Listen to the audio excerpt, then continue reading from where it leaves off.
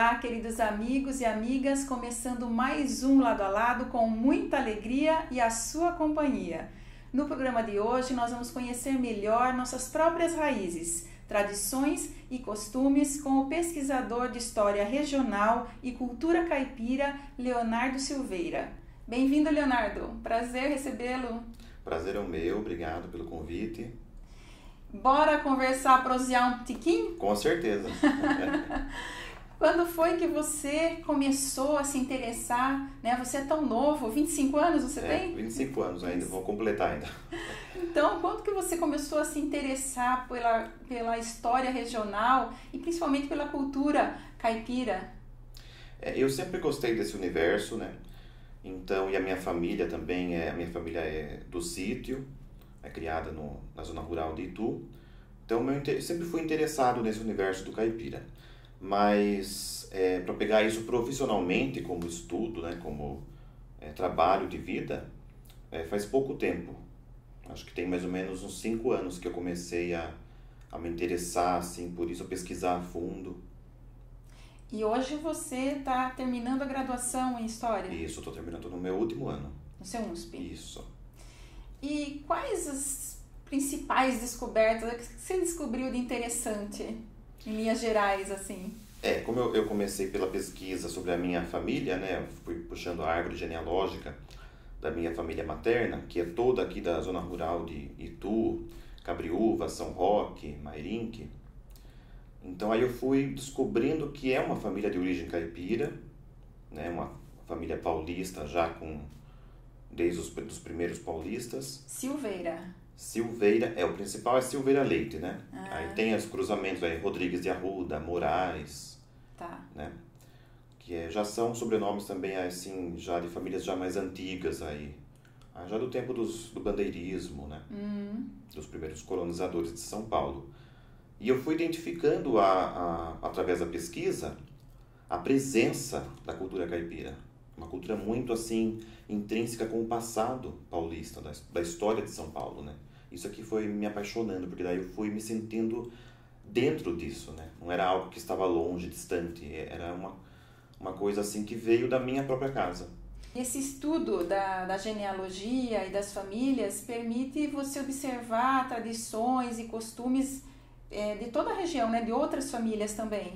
Eu não estudei assim, eu fui estudando só a minha, só que aí conforme a gente vai abrindo a árvore, a gente não fica só na linha reta, na minha ascendência direta. Então eu vou vendo os irmãos, primos, e aí a gente vai vendo, né? Então, por exemplo, a maioria se concentrava, né, sempre aqui em Itu, São Roque, Araçariguama, bastante. Mas depois que elas foram se cruzando com outras famílias da região, aí a gente vê presença em Salto, Capivari, Tatuí, Piracicaba, Campinas.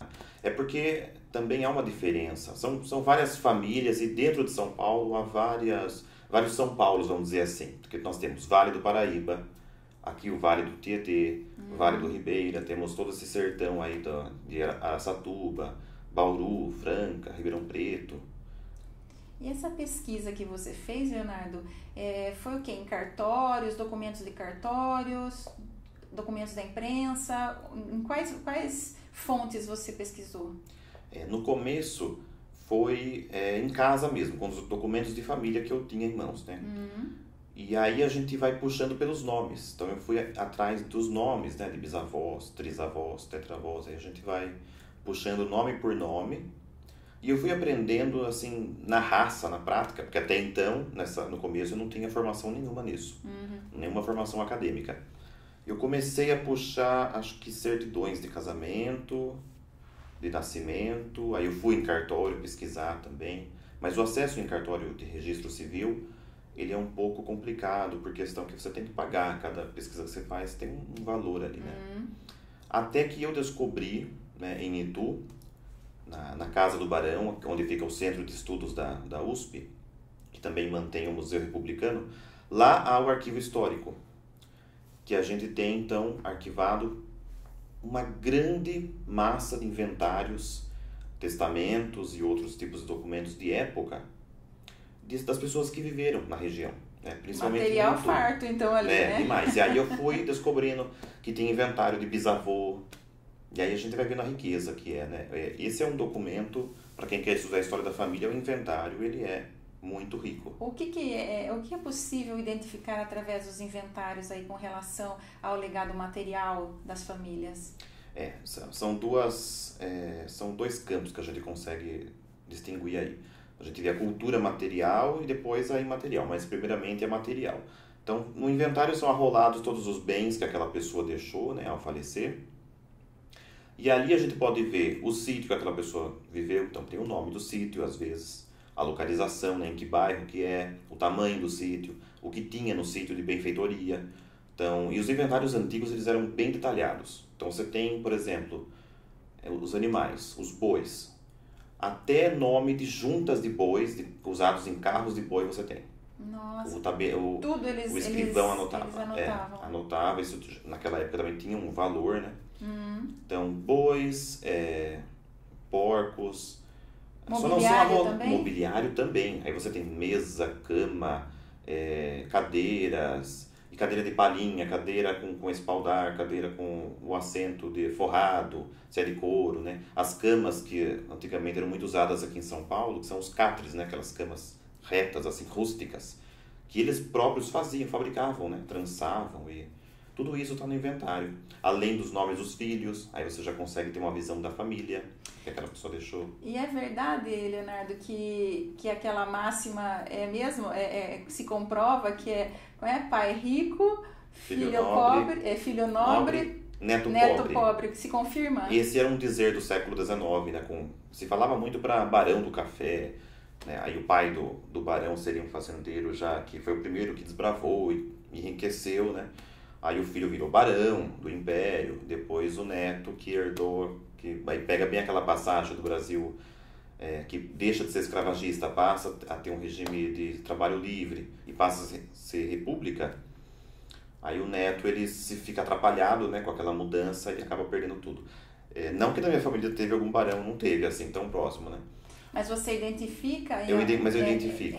Na passagem das gerações eu identifico. Essa decadência econômica da família? Sim, porque no inventário a gente pega então o inventário de um pai, como eu fiz, né, o meu trabalho de iniciação científica da faculdade trata disso.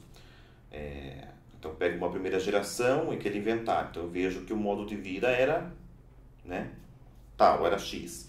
Do filho já é Y, quer dizer, vejo que está melhor do que o pai em comparação. Claro que aí também tem muita diferença.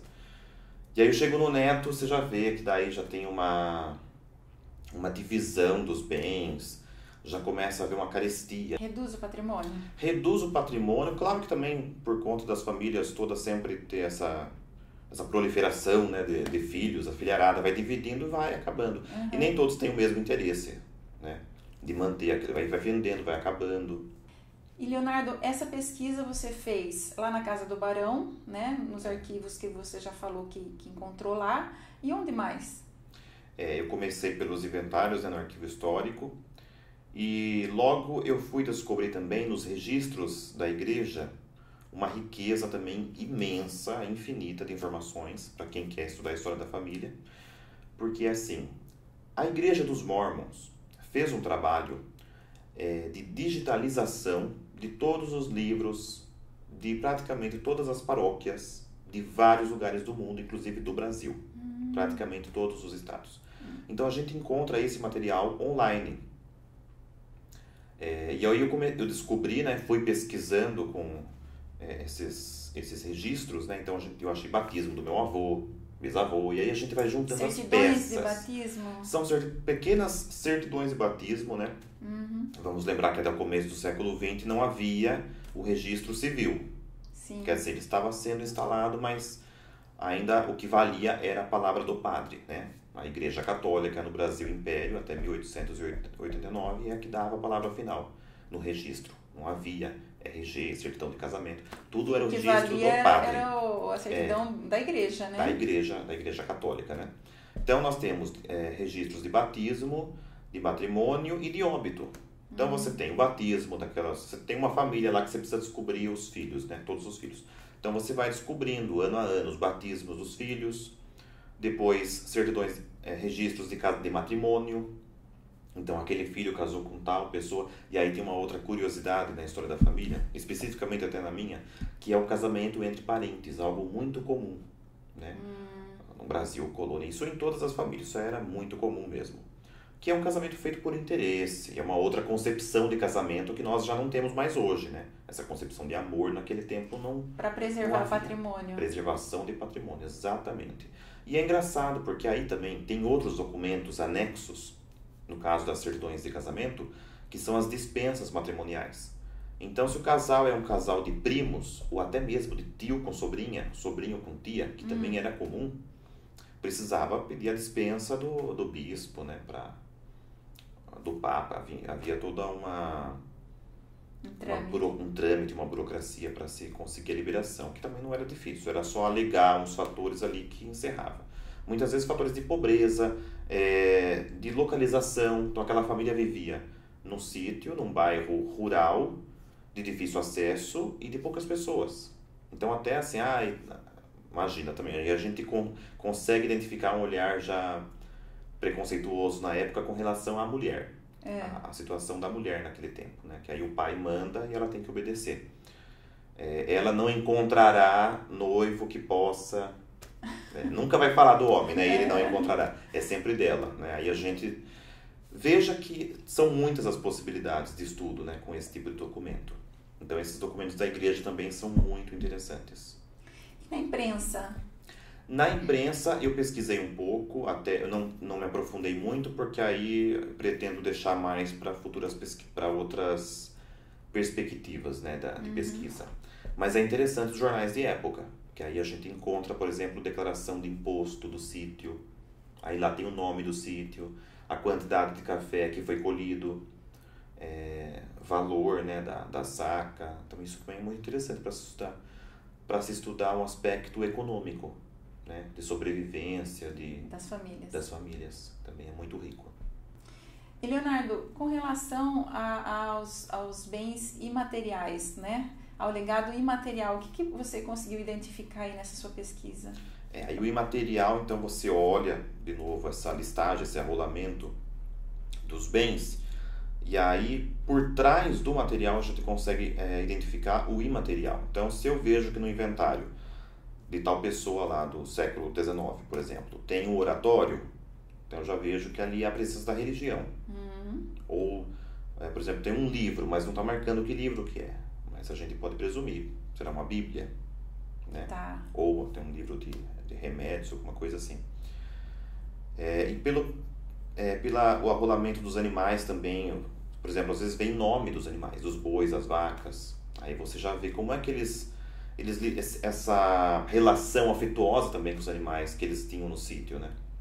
E instrumentos musicais? Instrumentos musicais, eu não lembro de ter encontrado algum. Talvez, acho que encontrei a violão. Viola, né? Eu acho que no inventário talvez até poderia ter, porque no inventário não vai ter tudo que tinha. Por exemplo, as galinhas nunca são colocadas no inventário. Isso é uma coisa interessante, porque todos os animais são colocados. Aí no termo de escravidão, os escravos também são colocados, né? Ali tem a lista dos escravos. Mas assim, por exemplo, galinha você não acha. Isso é uma lacuna pra gente pesquisar, porque não se colocava, esse valor muito baixo, né, e tal. E instrumento musical, aí já entra um outro campo histórico, que é a história oral, né? Porque daí na família, aí vão contar que aquele fulano de tal, lá que eu pesquiso o inventário, mas aquele lá ele tocava viola, gostava.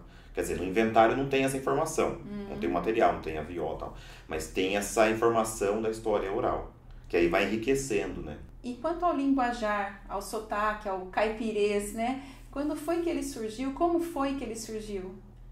O dialeto caipira, né, em São Paulo, isso tem a ver com as raízes da colonização dessa região que hoje a gente conhece como estado de São Paulo. Claro que no Brasil como um todo, né, esse cruzamento dos portugueses, os primeiros colonizadores com os indígenas que viviam aqui, isso se deu em todo o território brasileiro. Porém, cada região foi de uma maneira. E a gente não pode esquecer também que havia indígenas, mas havia várias tribos indígenas, várias, vamos dizer assim, etnias, né? Grupos indígenas diferentes, inclusive de linguagem. Então, o tupi era a maioria, mas nós temos Guarani e temos outras tribos assim, subdivisões dentro dessas tribos, né? Aqui em São Paulo, esse cruzamento ele foi assim muito, vamos dizer assim, excepcional, porque a presença do indígena, ela se deu muito forte até o comecinho do século XIX, podemos dizer. Porque a mão de obra escrava aqui nessa região, ela foi muito mais forte com o indígena do que com o africano. Que aí depois isso inverteu quando veio o café, né? Aí a riqueza do café para a nossa região mudou a configuração. Aí passou-se a ter o trabalho do escravizado africano. Mas antes disso, a presença do indígena era muito forte. Então esse convívio desse português, desde o século XVI, né? Atravessando aí, chegando até o século XIX, com o indígena e os seus sucessores, né? E em cruzamento, não só de convívio, mas de relações mesmo, de casar e ter filho, né, com esses indígenas, e somos todos, vamos dizer assim, mestiços, né, dessa mistura. Isso foi desenvolvendo esse linguajar, que é o que a gente conhece como caipira, né. Isso não se limita só aqui em São Paulo, como muitas partes de Minas Gerais, Goiás, né, Mato Grosso do Sul e Paraná, que é onde é o que a gente chama de, o Antônio Cândido vai falar que é a região da Paulistânia. Paulistânia, porque a gente identifica esse sotaque caipira com algumas diferenças em todas essas regiões, né? E Leonardo, é correto falar que o dialeto caipira é uma maneira incorreta de se falar? Não, ele não está errado, né? Ele não é o padrão, né? Não é o português formal, claro. Mas é a maneira de se falar diferente, como é diferente o sotaque do nordestino, que também cada estado, cada região também é um tipo de sotaque, não é o mesmo. Na região norte é outro, né? No sul também é outro. É apenas uma maneira diferente de se falar, mas errado a gente não pode dizer, que aí a gente vai dar margem a preconceito e tal. Principalmente o R retroflexo, né? Que parece que é a principal característica, e esse R do meio que a gente fala como porta, torta. Exatamente, carne, né? Ao invés de falar com caldo, fala cardo. Ele é muito forte e ele é motivo, né, para toda essa onda de preconceito. Mas é interessante porque na pesquisa, isso aí já nós temos o pioneiro dessa pesquisa do linguajar caipira, que é o Amadeu Amaral. Inclusive é daqui do interior de São Paulo, né?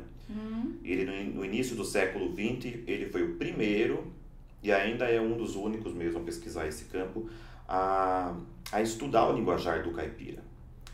E aí ele vai dizer, e outros estudiosos agora também, na Unicamp há um setor específico sobre o português brasileiro e eles estudam essa parte do caipirês também.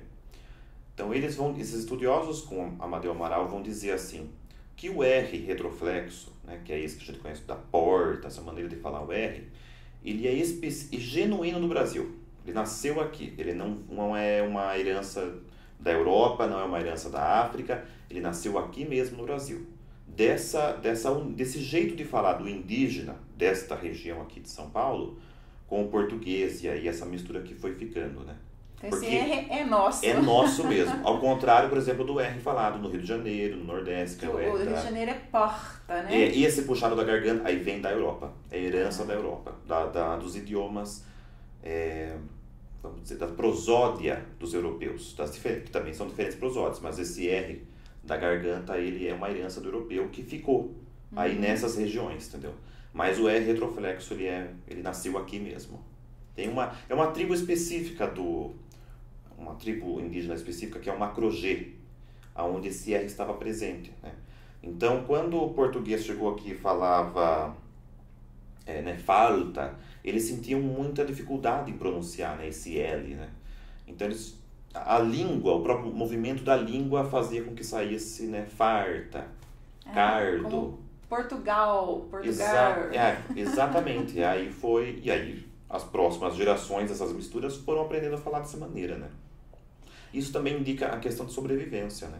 Tanto dos indígenas com esses, vamos dizer assim, invasores europeus, como também para esses primeiros colonizadores que tinham que sobreviver numa terra que eles também não conheciam, né? E tem também uma troca de E por I, né? No caso, por exemplo, espalhar, né? Espalhar as penas, né? Por exemplo, no caso, espalhar, né? E tem o E marcado também do leite quente, né? Pois é, são variações assim diferentes, porque você vê que por um lado parece que está falando certo mesmo, né? Quando fala leite, do jeito que se escreve. Do jeito que se escreve. Né? Não leite, terminando com I. Verdade, né? Agora, quando entra, por exemplo, o I no lugar do LH, né? Por exemplo, espelho, fala espelho. Espelho. Espalha, espalha. Isso no século XVII era o português correto. Ah, é? É. Espelho era a maneira correta de se falar essa palavra que hoje a gente conhece como espelho. E, quer dizer, isso mostra pra gente que a língua é viva, né? A língua vai se modificando. Hoje, por exemplo, as pessoas falam...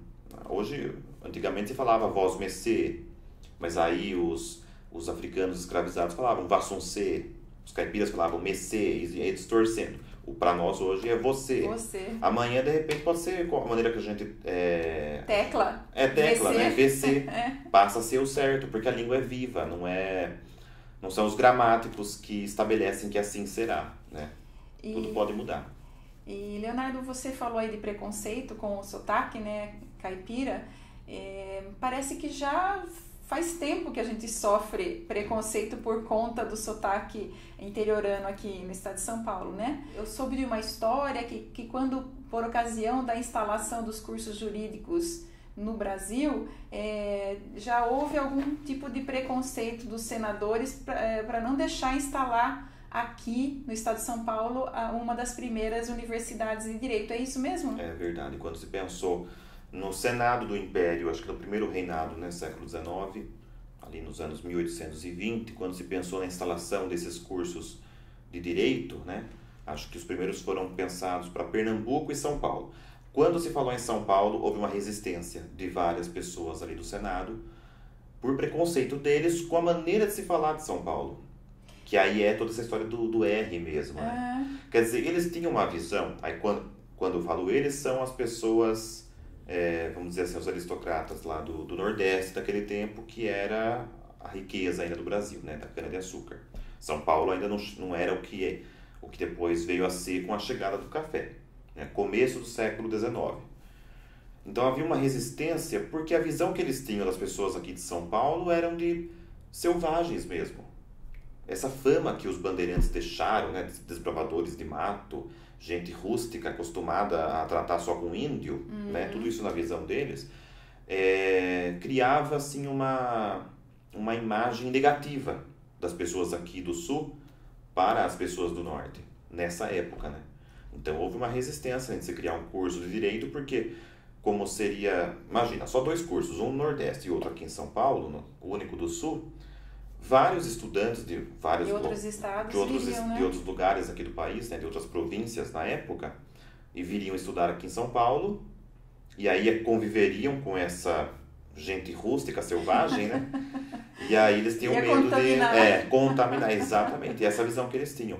É interessante até nessa linha, quando Domingos Jorge Velho, né, um bandeirante, foi mandado para Pernambuco para acabar com o Quilombo dos Palmares, né? Ele foi o responsável por dizimar lá. O bispo, acho que fez uma entrevista com ele, um primeiro contato, e achou a conversa horrível, né? Ele deixou registrado isso. Nossa, ele até chama de bárbaro a palavra que ele usa para falar desse paulista, né? Porque para eles, nesse tempo, os paulistas eram bárbaros mesmo. Era gente, quer dizer, eram pessoas que descendiam de português, né, do europeu, mas já totalmente misturadas com os povos nativos daqui. E, Leonardo, o sotaque caipira, ele não dependia de nível escolar ou de nível econômico, porque tanto o barão do café falava caipira, quanto o servo falava, né? As pessoas mais humildes falavam. Eu acho que essa questão assim econômica, ela não tem a ver assim, porque quem tem mais dinheiro vai falar mais corretamente, né? Porque a gente precisa lembrar que até o começo do século XX, né, o estudo era limitado a pouquíssimas pessoas. Uma porcentagem assim mínima de pessoas que sabiam ler e escrever, e não só ler e escrever, que é assinar um nome e ler algum documento para saber o que é ter esse letramento mesmo, é saber ler um texto, né, passagem da Bíblia. A gente precisa ver que nessa época esse conhecimento era muito pouco. Então, realmente, não importa se era um barão do café, se era um fazendeiro muito bem de vida, ou se era um caipira ali empregado do sítio, ou se era um escravizado. A maneira de se falar, pelo que a gente vê nos documentos, nos vestígios históricos que a gente tem, ela é praticamente a mesma. Leonardo, você escreveu um livro onde conta causos, né, caipira, o seu gosto, o seu apreço aí pela cultura caipira foi também para o mundo literário, né? O seu livro chama Contos de Roça e Sertão? Exatamente. Esse livro é interessante porque eu escrevi ele em 2014, os contos, depois aqui eu reuni e resolvi fazer o livro. E aí publiquei em 2015. A editora se interessou e aí publicamos em 2015. Uma editora de São Paulo. Tem um exemplar que eu trouxe para você, inclusive. Está até autografado. Que legal, olha, gente. Esse livro, eu escrevi ele, no tempo que eu escrevi ele, eu ainda estava começando a minha pesquisa. Eu ainda não tinha essa bagagem, já que eu tenho hoje de conhecimento de histórias de família. Mas as histórias que tem nele são baseadas em histórias da família. Mas são causos assim, né? Por exemplo, de assombração, causos do cotidiano do caipira, da vida no sítio, das dificuldades. Quer dizer, nem sempre também esse sertão, essa vida rural, ela é romantizada, né? Idealizada, a maneira mais bela de se viver.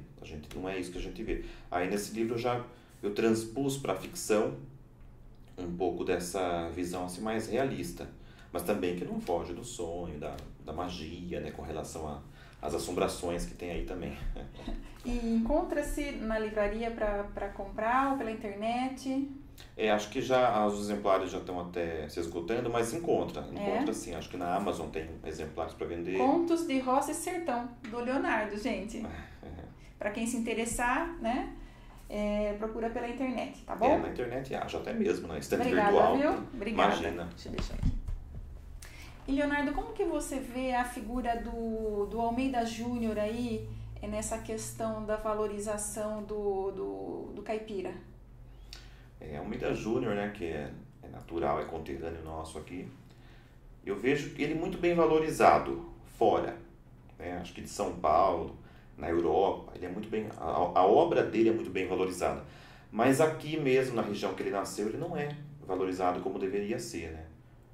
Nós temos, os quadros dele são no painel das pinturas dos contemporâneos dele, é um dos mais bonitos, assim, um dos mais próximos da realidade, né? Porque ele se preocupava em pintar, por exemplo, uma das paixões dele era pintar o caipira, retratar o caipira, que é a pessoa do interior de São Paulo.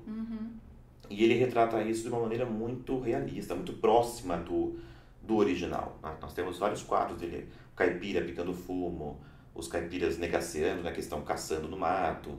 Tem quadros assim, por exemplo, na beira do rio Tietê. Tem outro de uma senhora triste, com uma roupa toda assim, num ambiente caipira. Um quadro da cozinha caipira. Também é uma fonte interessantíssima de se pesquisar, né? A cultura caipira através dos tempos dos quadros do Almeida Júnior. Me parece que há hoje um movimento de valorização da cultura caipira no interior aqui do estado de São Paulo. Você enxerga dessa forma? Não, eu sou otimista, eu acho que sim, né? Eu acho que isso vai crescer cada vez mais. Eu acho que uma grande valorização que está acontecendo é com relação à viola caipira. Porque muitas pessoas, jovens e idosos, estão interessados em aprender a tocar viola, que é um instrumento principal da música caipira, né? Quer dizer, veio de Portugal, tem no Brasil todo, né? Cada região tem uma maneira diferente de se tratar a viola, mas assim, na música caipira, que pertence a essa região da Paulistânia, né? Como eu já citei o Antônio Cândido, então Minas Gerais, Paraná, os dois Mato Grosso, Goiás, São Paulo, é muito forte a presença da viola. E eu acho isso muito bom porque é algo que é nosso, que valoriza o que é nosso mesmo, né? O que é não do brasileiro, mas assim, de um dos brasileiros. Porque o Brasil são vários Brasis também, né? São muitos Brasis. A gente precisa olhar para esse Brasil que não é só o Brasil do samba, não é só o Brasil do baião, não é só o Brasil das músicas gaúchas, é todo um Brasil muito rico, né? São regiões assim, cada região é muito rica, é quase que um outro país, assim, né? E tu tem uma orquestra de viola caipira maravilhosa, não é? Que já esteve aqui no Lado a Lado, Celinha Trettel. Isso. Muito Tá lindo. Então nós temos a orquestra em Itu, tem a orquestra de salto também, que é muito boa, né? Com um coral também muito bonito, que brilha mais ainda na orquestra. E várias cidades de São Paulo têm orquestras, né? Tem a orquestra em Piracicaba, tem em Campinas, tem em Guarulhos, na Grande São Paulo. Inclusive, Leonardo, lá em Piracicaba, eles transformaram o sotaque caipira em decreto mesmo, formalizado como bem histórico e material da cidade, né? Que bacana, né? É o caipiracicabano que eles chamam, não é legal? Pois é, muito conhecido. O sotaque caipira, assim, é muito ligado a Piracicaba, né? É engraçado que tem pessoas que já perguntaram pra mim se eu era de Piracicaba pelo jeito de falar.